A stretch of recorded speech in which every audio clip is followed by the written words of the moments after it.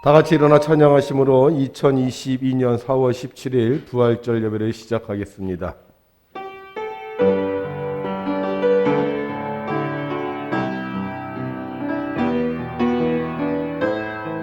여호와께 감사하라. 그는 선하시며 그의 인자하심이 영원함이로다. 이제 이스라엘은 말하기를 그의 인자하심이 영원하다 할지로다. 이제 아론의 집은 말하기를 그의 인자하심이 영원하다 할지로다. 이제 여호와를 경외하는 자는 말하기를 그의 인자하심이 영원하다 할지로다.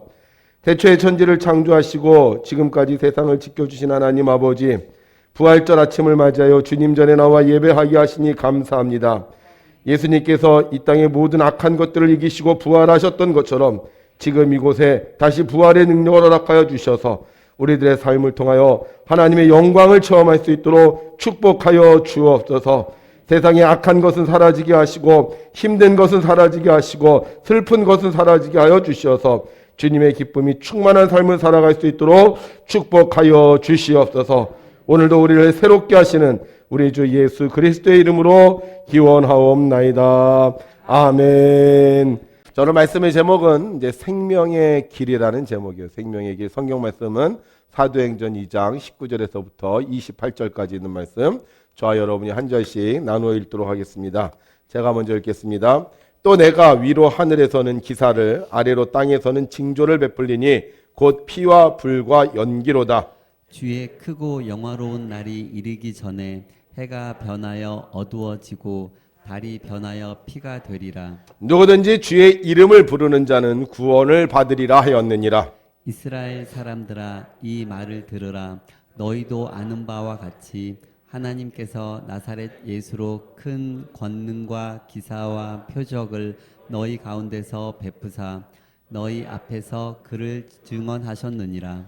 그가 하나님께서 정하신 뜻과 미리 아신 대로 내준 바 되었거늘 너희가 법 없는 자들의 손을 빌려 못 박아 죽였으나 하나님께서 그를 사망의 고통에서 풀어 살리셨으니 이는 그가 사망에 매어 있을 수 없었음이라. 다윗이 그를 가리켜 이르되 내가 항상 내 앞에 계신 주를 배웠으며 나로 요동하지 않게 하기 위하여 그가 내 우편에 계시도다. 그러므로 내 마음이 기뻐하였고 내 혀도 즐거워하였으며 육체도 희망에 거하리니 이는 내 영혼을 음부에 버리지 아니하시며 주의 거룩한 자로 썩음을 당하지 않게 하실 것이미로다. 주께서 생명의 길을 내게 보이셨으니 주 앞에서 내게 기쁨이 충만하게 하시리로다 하였으므로 아멘. 할렐루야. 참 반갑죠. 지난 한 주 제가 이제 코로나 바이러스에 감염이 돼서 격리가 됐어요. 그래서 여러분들을 뵙지 못했는데 1주 만에, 어떤 분들은 또 저하고 또 이렇게 이게 안 맞는 분들은 2주 만에 또 이렇게 뵙는 것 같습니다. 우리 성도님들 건강한 모습 뵈니까 너무 좋고요. 하여간 앞으로도 이 건강한 모습 잘 간직하셔서 더 멋진 삶을 여러분들이 사셨으면 좋겠습니다. 제가 코로나 바이러스가 걸리고 나서 한 가지 달라진 게 있어요. 뭐 이렇게 목소리 달라지고 이런 거는 뭐 조금 있으면 날 텐데 새벽 기도를 하러 왔는데 제가 옛날에 새벽 기도를 하고 이렇게 기도를 하고 딱 일어나면 허리가 조금 아팠거든요. 근데 허리가 안 아프더라고. 그래서 제가 깨달은 게 있어요. 야, 나쁜 게 와도 좋은 게 오는구나. 그렇잖아요. 우리 항상 좋은 것만 올 거라고 생각을 하는데 그게 아닌 것 같아요. 나쁜 게 와도 좋은 게 오더라. 혹시 오늘 여기 오신 분들 중에 지금 내가 좀 힘들어, 지금 어려워 이러는 분 있으실지 모르겠어요. 그런데 하나님께서는 나쁜 중에도 반드시 여러분들에게 좋은 것을 주십니다. 오늘 여기 오신 분들 그 하나님의 은혜를 믿으셔서 나쁜 것만 생각하지 마시고 그 나쁜 것 중에 좋은 것을 주시는 하나님의 은혜를 체험하는 우리 성도님들 되시기를 주님의 이름으로 축복합니다. 한 부잣집 딸이 있었어요. 그런데 어느 날 이 부잣집 딸이 결혼하고 싶은 남자를 부모님에게 데리고 와서 소개를 했어요. 근데 이 부자인 부모님들이 보니까 좀 걱정이 되는 거예요. 혹시 이 남자가 우리 딸을 사랑하는 게 아니라 이 돈을 보고 오는 게 아닌가. 그래서 정말 이 청년이 딸을 사랑하는지 알고 싶어서 물었습니다. 자네 평생 내 딸만을 사랑할 것인가? 그러자 그 청년이 망설이지도 않고 대답했어요. 아닙니다. 부모님 얼마나 깜짝 놀라겠어요. 또 내 딸을 평생 사랑하겠냐 그랬는데 네 그렇게 하겠습니다. 그래도 줄까 말까 한데 아닙니다. 그러니까 얼마나 깜짝 놀랐겠어요. 그래서 이 깜짝 놀란 부모님이 심각 표정을 지으면서 물었어요. 아니 도대체 무슨 말인가? 그랬더니 그 청년이 이렇게 얘기하는 거예요. 저는 평생 동안 따님만 사랑하는 게 아니라 따님도 사랑하고 장인도 사랑하고 장모님도 사랑하겠습니다. 여러분 하나님은 우리를 사랑하시죠? 네, 근데 우리 가족 사랑하실까 사랑하지 않을까? 사랑하세요? 교회도 안 나왔는데? 하나님도 안 믿는데? 그래도 사랑하세요? 네, 그래요. 하나님은 우리도 사랑하시고 우리 가족도 사랑하십니다. 누구 때문에? 여러분들 때문에.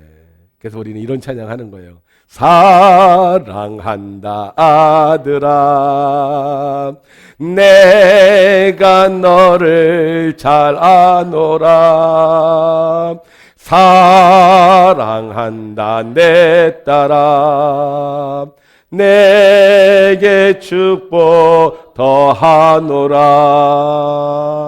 아멘. 하나님께서 여러분들도 사랑하시고 여러분의 가족도 사랑해 주셔서 앞으로 여러분들의 사는 동안 여러분들의 삶이 평생 주 안에서 평안하기를 주의 이름으로 축복합니다. 자, 오늘은 무슨 날이죠? 모르세요? 무슨 날인지? 오늘 부활절입니다. 부활절. 자, 그러면 우리 좌우의 사람들, 앞뒤에 있는 사람들과 인사하겠습니다. 예수님이 부활하셨습니다. 네, 뒤에 있는 사람에게도 예수님이 부활하셨습니다. 자, 예수님이 부활하셨습니다. 자, 여러분들 이 말을 듣는 순간 어떤 기분이 드세요? 예수님이 부활하셨어? 깜짝 놀라는 마음이 드십니까? 예수님이 부활하셨어? 이렇게 즐거운 마음이 드십니까? 예수님이 부활하셨어? 이런 감사한 마음이 드십니까? 아니면 그냥 예수님이 부활하셨구나 이런 느낌이 듭니까? 저는요 어렸을 적에 예수님이 부활하셨다는 소리를 너무 기분이 좋았어요. 왠지 아세요? 예수님이 부활하셨다는 소리를 들으면요 교회에서 계란을 주더라고. 그땐 저희는 시골에서 안 살아서 서울에 살았어요. 그러니까는 계란이요 이게 정말 고급 반찬이에요. 저희 집사람은 시골에 살았어요. 계란을 매일 먹었대. 근데 우리는 정말 계란 먹으려면요 며칠에 한 번씩 먹었는데 예수님이 부활하셨습니다. 그럼 뭘 주는 거야? 계란을 주는 거 얼마나 좋아하는지 몰라요. 근데 좀 크니까 계란만 주지 않더라고. 떡도 줘요. 떡. 어떤 떡? 하얀 백설기. 옛날에 백설기는 이제 고급 떡이에요. 아무나 먹을 수 없어요. 근데 예수님이 부활하셨다 그러는데 계란도 주고 떡도 주니까 얼마나 좋았는지 몰라요. 근데 요즘은 뭐 계란을 줘도 떡도 줘도 그렇게 기뻐하지 않은 것 같아요. 어떻게 보면 우리 기독교인들의 최고의 명절이 부활절이잖아요. 그러면 우리가 예수님이 부활하셨습니다. 이번이 부활절입니다. 그러면 막 그 얘기를 듣고 흥분하고 좋아야 되는데 이거는 계란 먹는 것보다 떡 준다는 것보다 더 그냥 무미건조하게 그 이야기를 들을 때가 많다는 거예요. 왜 최고의 명절이고 기독교가 가장 중요시하는 이 부활절, 예수님이 부활하셨다는 소리를 듣는데도 불구하고 정말 기뻐하고 좋아하는 사람들이 별로 없을까? 그냥 그래 예수님 부활하셨어? 이렇게 듣는 사람들이 많을까? 제가 그 이유를 생각해 봤어요. 그런데 이유가 있어요. 왜 예수님이 부활하셨다는 얘기를 우리가 막 가슴 벅차게 듣지 않느냐? 부활은 믿을 수 없는 사실이기 때문이에요. 죽었던 사람이 살아났다?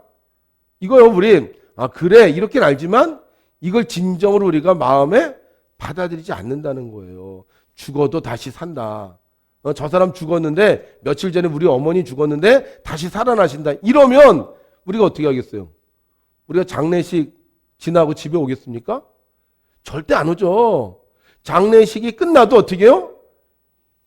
그분이 다시 부활할 걸 믿기 때문에 그 자리를 떠나지 않고 지키는 거예요. 3년이든 5년이든 옆에서 초막 짓고 야 다시 부활하신다 그래서 그러면서 우리가 벅찬 감격을 가지고 있을 텐데 우리는 모두 다 아유 설마 사람이 부활하겠어. 그건 예수님만 해당하는 거지. 이렇게 생각한다는 거죠. 자, 두 번째 이유는요. 예수님이 부활하신다는 것이 나와 별로 상관이 없다고 생각하기 때문이에요. 만약에 내가 지금 시한부 인생이 됐어요. 그런데 내가 다시 살아난다. 그러면 얼마나 나한테 가슴 벅찬 기쁨이 있겠습니까? 그런데 뭐 옆에 집에 있던 사람이 죽었다가 다시 살아난다? 나한테는 별로 무감각한 거예요. 뭐 누가 암에 걸렸는데 그 암이 낫다? 그런가 보다 그러지? 뭐 그것이 나에게는 어떤 큰 감동을 주지 않는다는 거죠. 생각해 보세요. 예수님, 뭐 우리나라 내 옆에 계신 이웃도 아니야. 먼 이스라엘에서 그것도 2000년 전에 죽었다 살아났다. 그게 뭐 나한테 그렇게 중요한 일이냐고요. 그러니까 예수님이 부활하셨구나. 그렇구나 하고 우리는 그냥 넘어간다는 거예요. 그런데 이러한 마음가짐은 우리만 가지고 있었던 게 아니에요. 그 당시 예수님이 부활했던 이스라엘 사람들도 마찬가지였습니다. 사람들이 예수님이 죽은 지 사흘 만에 살아나셨다고 하는데도 별로 반응이 없어요. 예전에 예수님이 살아계실 때는요, 예수님이 가는 곳마다 사람들이 쫓아다녔어요. 뭐 5,000명이 쫓아다니고요, 또 병든 자들이 쫓아다니고, 또 예수님을 만나고 싶어 하는 자들이 있었습니다. 그런데 죽었던 예수님이 살아나셨다고 해도 사람들이 믿지를 않아요. 설마 살아났겠어? 뭐 살아나셔도 뭐 별로 특별한 것도 없는데, 이러면서 오히려 이 예수님이 부활하셨다는 얘기를 듣는 제자들에게 저 사람들 제정신이 아니다라고 이야기하는 사람도 있었다는 거예요.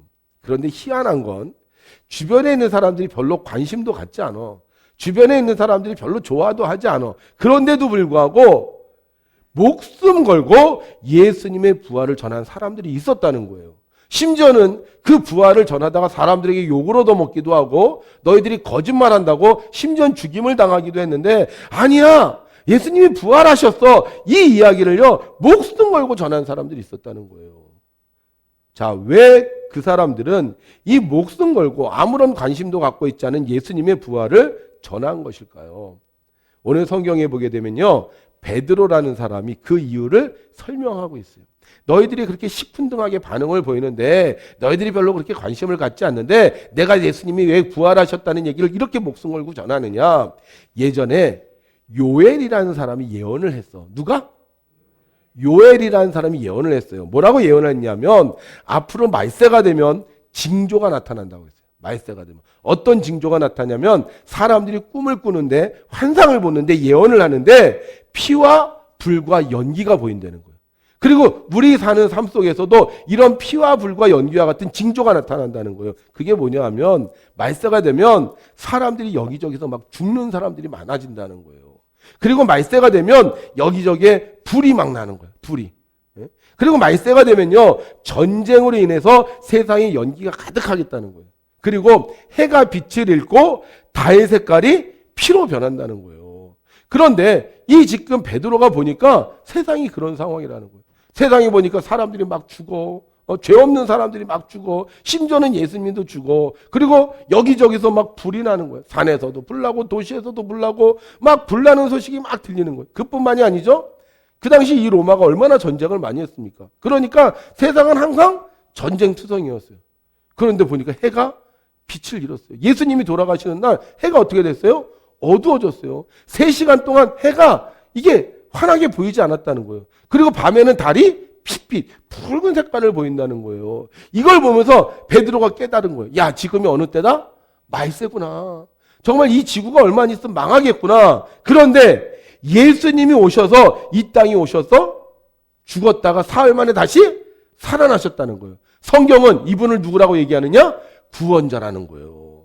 자, 그러면 이 구원자이신 예수님을 믿으면 이 말세에 우리가 살아난다는 거예요. 그러니까 이 부활하신 예수님을 구원자로 믿으면 여러분들이 이 말세에 죽지 않고 망하지 않고 살 수 있습니다.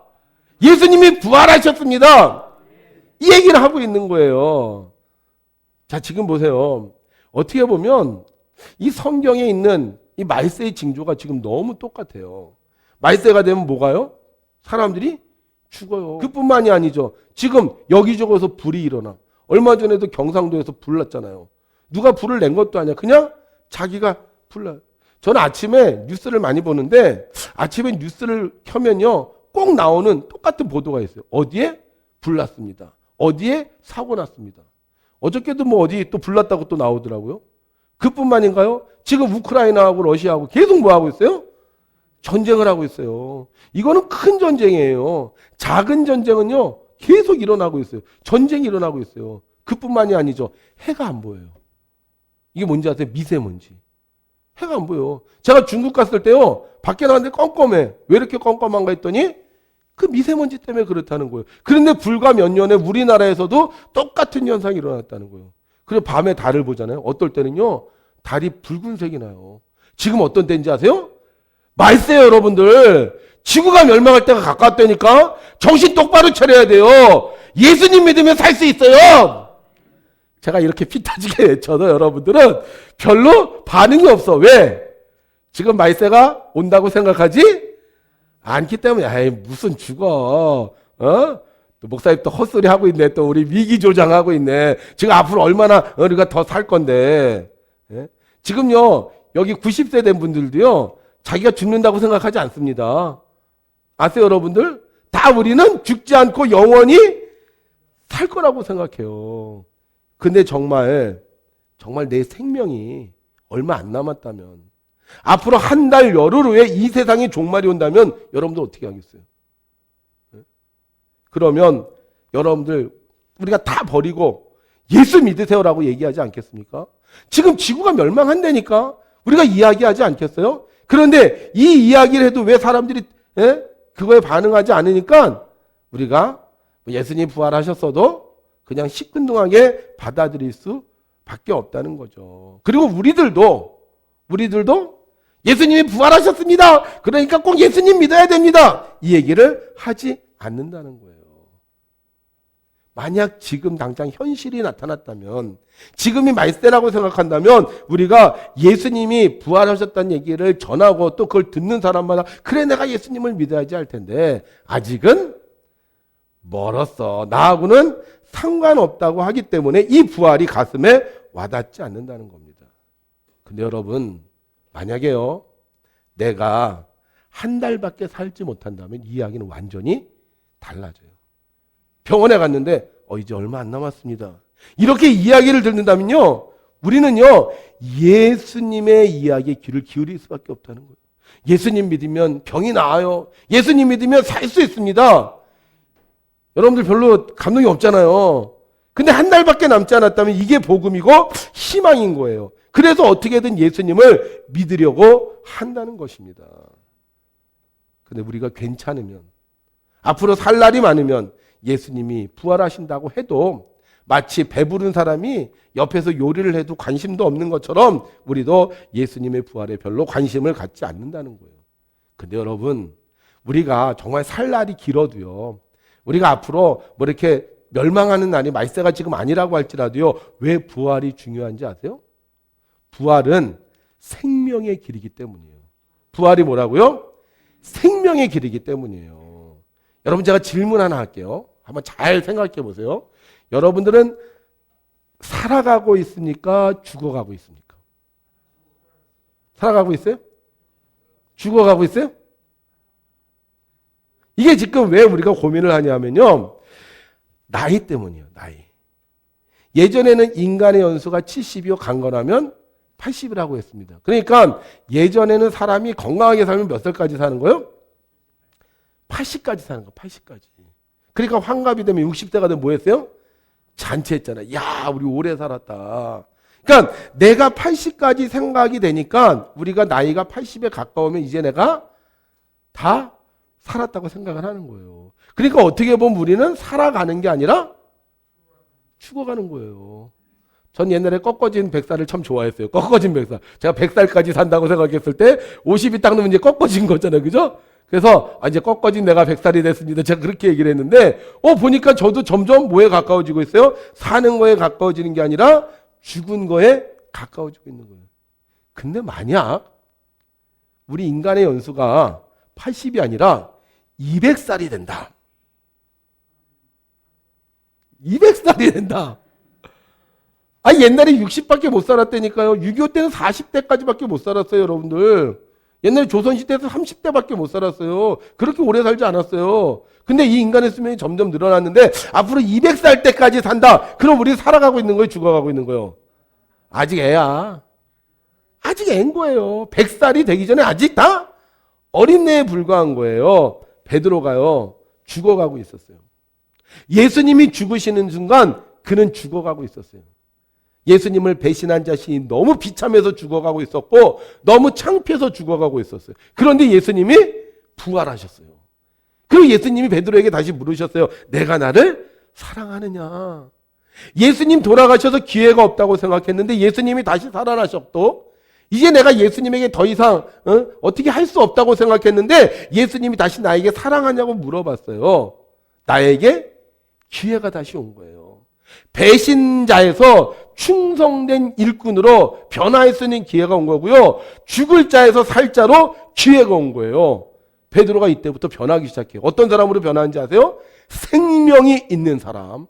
막 살아 움직여. 도망가지 않아. 말을 하면 힘이 넘쳐. 걸을 때도 씩씩해. 감옥에 갇혀도 전혀 두려워하지 않아. 여러분, 생명이 있는 사람은요, 살아 움직이는 거예요. 그러나 생명이 없는 사람은 시간이 흐를수록 점점 죽어가는 거예요. 우리가 핸드폰 쓰잖아요, 핸드폰. 그럼 핸드폰이 배터리가 있습니다. 보통 하루 정도 써요. 근데 이 오래 쓰면요, 이 배터리가 점점 줄어들기 시작을 해요. 저도 이렇게 핸드폰을 보다가 배터리가 몇 프로 줄어들었다 그러면 그때부터 어떻게 하는지 아세요? 핸드폰 쓰는 것을 자제합니다. 예. 어떨 땐 절전 모드로 바꿔. 음악도 안 들어. 사진도 안 찍어. 뭐 후레쉬도 안 켜. 혹시 이런 기능 다 아세요?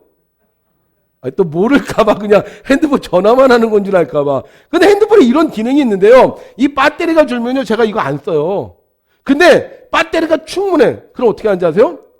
음악 계속 듣고 사진 찍고 후레쉬 켜고 다니고 내비게이션 켜고 아주 쓸 걸 다 쓰는 거예요. 근데 죽어가고 있다고 생각하면 못하는 거예요.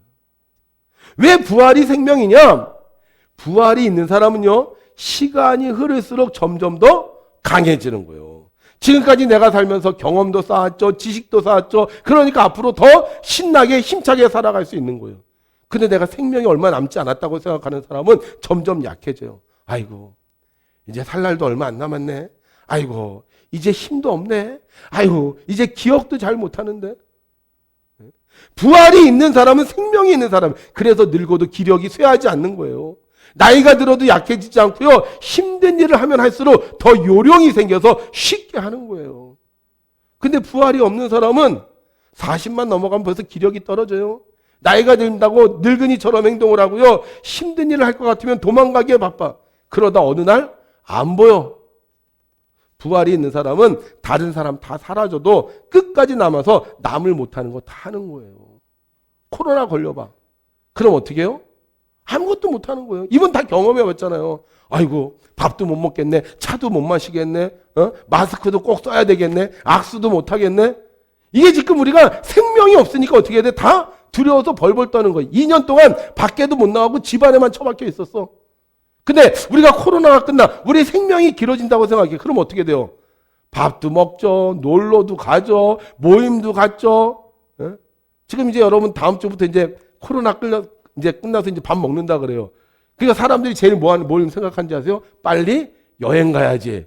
어저께 어떤 분이 그러더라고. 목사님, 우리 교회 여행 언제 가요? 우리 교회 5월 12일 날 갑니다. 코로나면 가요, 못 가요? 못 가요. 가자고 해도 못 가요. 근데 부활이 있으니까, 생명이 있으니까 어떻게 해? 그 험한 길, 그 어려운 길도요, 우리가 좋아하며 가는 거예요. 노병은 죽지 않고 사라져 가는 게 아니에요. 저는 그렇게 생각해요. 노병은 살아서 젊은이가 하지 못하는 일을 하는 거예요. 베드로가 부활하신 주님을 만나는 순간 깨달았어요. 아, 예수님 사셨구나. 나도 살아있구나. 그리고 우리는 앞으로 살 거구나. 그래서 이 베드로가요, 다윗의 말을 암송을 합니다. 뭐라고 암송을 하느냐? 함께 암송해 보죠. 시작. 주께서 생명의 길을 내게 보이셨으니 주 앞에서 내게 기쁨이 충만하도다. 예. 뭐가 충만하다? 기쁨이. 왜? 뭐가 보이니까? 생명의 길이 보이니까. 다른 사람들은요, 길이 보이지가 않아. 그래서 우왕좌왕해 죽을 것 같아. 그런데 주님을 보니까 생명의 길이 보이는 거예요. 다른 사람은 깜깜해서 길을 못 찾아. 그런데 나는 그 길이 보이는 거예요. 지금까지 어떻게 살지 몰랐는데, 어디로 가야 될지 몰랐는데 이제 보이니까 어떻게? 즐기면서 사는 거예요. 다윗이요 늘 찬양했습니다. 뭐라고 찬양했는지 아세요? 함께 읽죠. 시작. 내가 항상 내 앞에 계신 주를 배웠으며 나로 요동하지 않게 하기 위하여 그가 내 우편에 계시도다. 아멘. 누가 내 우편에 계시도다? 생명이신 예수님께서 내 우편에 계시도다. 그러니까 내가 죽어 안 죽어? 안 죽는 거예요. 그러니까 기쁜 거예요. 사망의 음침한 길을 가도 괜찮아. 왜? 주께서 내게 생명의 길을 보여주시니까. 원수가 날 향해 와도 괜찮아. 왜? 주께서 내게 생명의 길을 보이시니까. 이게 안 보이면 도간에 든지야. 이거 안 보이면 꼼짝없이 죽는 거예요. 그런데 생명의 길이 되시는 주님께서 계시니까 걱정할 필요가 없는 거예요. 저는요, 차를 탈 때마다 늘 감사해요. 왜 감사하는지 아세요? 뭐 때문에 감사하는지 아세요? 저는 차를 탈 때마다 내비게이션 때문에 감사해요. 내비게이션. 옛날에는요, 내비게이션이 없었어요. 그래서 모르는 길을 가려면 매우 힘들었어요. 어떨 때는 차를 가지고 나갔는데 가다 보니까 막다른 길이야. 와, 그때 운전 초보였을 때거든요. 이거를 뒤로 빼야 되는데 얼마나 힘든지. 어떨 때는 차를 가지고 제 후배자가 운전을 가르쳐줬는데 가다 보니까요 산길이에요. 길을 돌이킬 수가 없어요. 그래서 티코 갖고 산을 넘었어. 내 지금도 생각하면요 끔찍해. 어떻게 그걸 넘었는지. 하나님의 도우심이 아니었으면 그 산을 못 넘었을 거예요. 어떨 때는 차를 가지고 갔는데요 어딘지 모르는 거야. 어딘지, 여기가 도대체 어디지? 내가 지금 어디에 와 있지? 그러니까 누가 모르는 길 가자 그러면 가는 게 두려워요. 아우, 저 그 길 몰라요. 그 길 못 가겠어요. 그래요. 근데 지금은 뭐가 있어요? 내비게이션 있어요. 딱 장소만 딱 찍으면 어떻게? 길을 딱 가르쳐줘. 빨리 가는 길, 편안하게 가는 길, 주변에 음식점, 주변에 뭐 명승지 다 가르쳐줘. 이런 거 다 아시죠?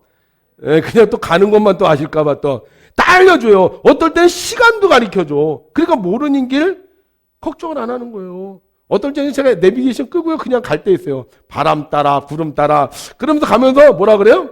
가다가 모르면 내비게이션 키면 되지. 그러니까 내비게이션 있으니까 가는 게 걱정이 안 되는 거예요. 누가 모르는 길 가자 그래도 그래 가자 그러면서 뭐라 그래요? 와 여기 처음 보는 길이네. 와 이런 길도 있었어. 야 여기 이거 멋지네. 심지어는 낭떠러지 옆을 지나가도요 별로 불안해하지 않아요. 부활은 생명의 길이에요.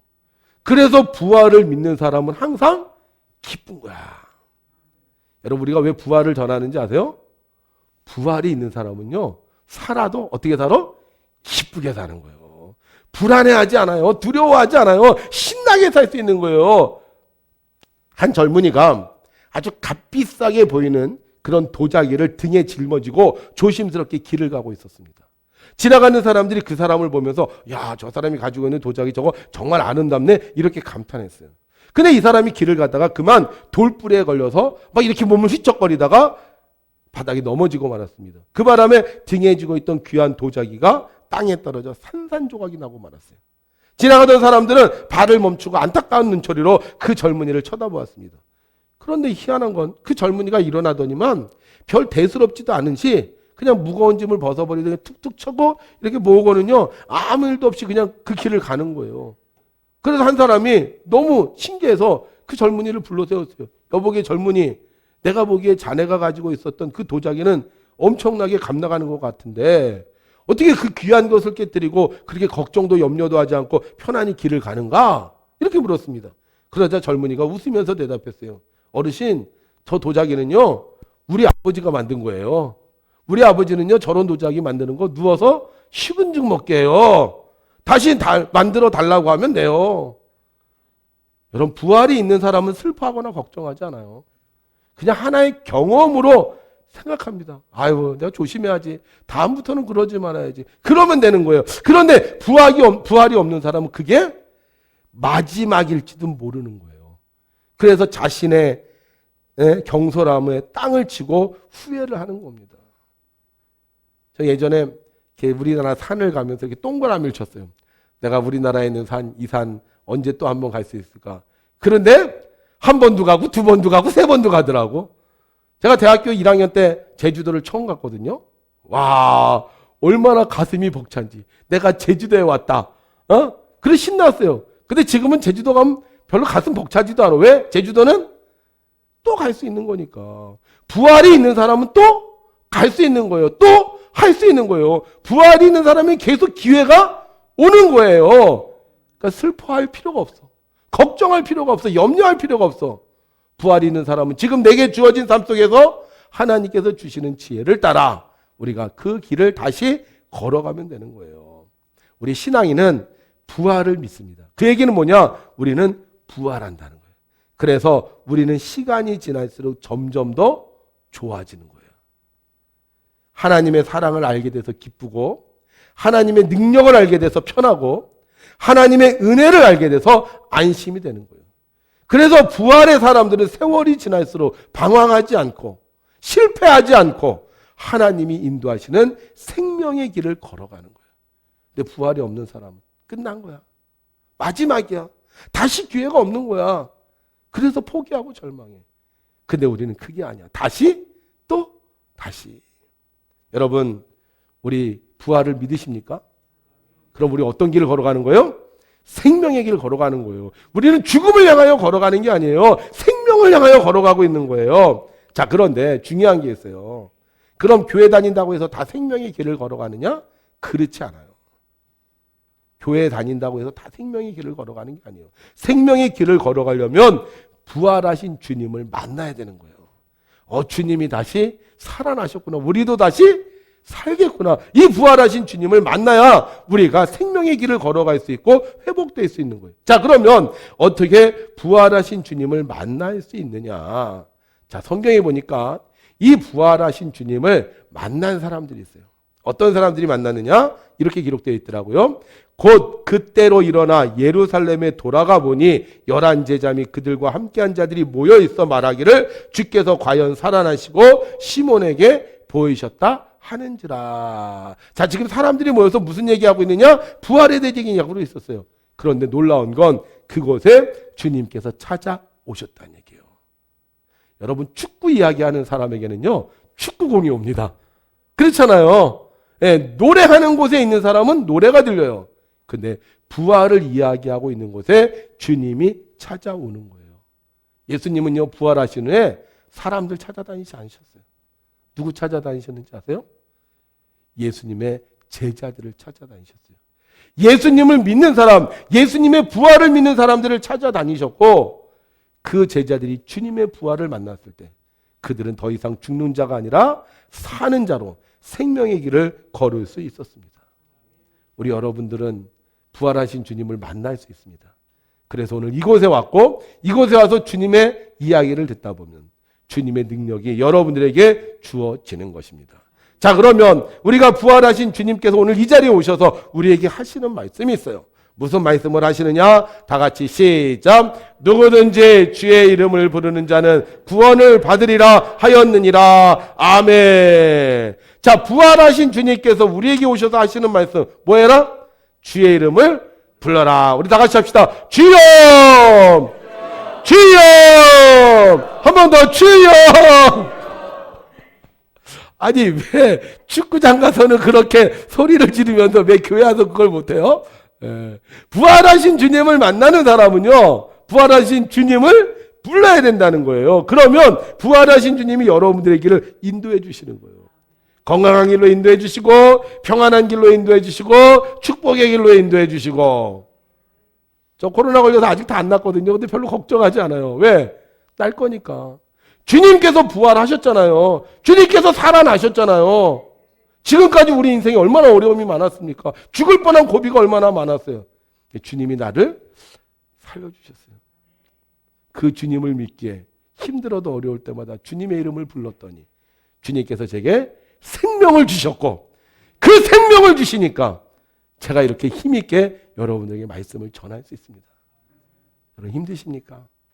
부활하신 주님 만나시기 바랍니다. 어떻게? 부르세요. 주님 도와주세요.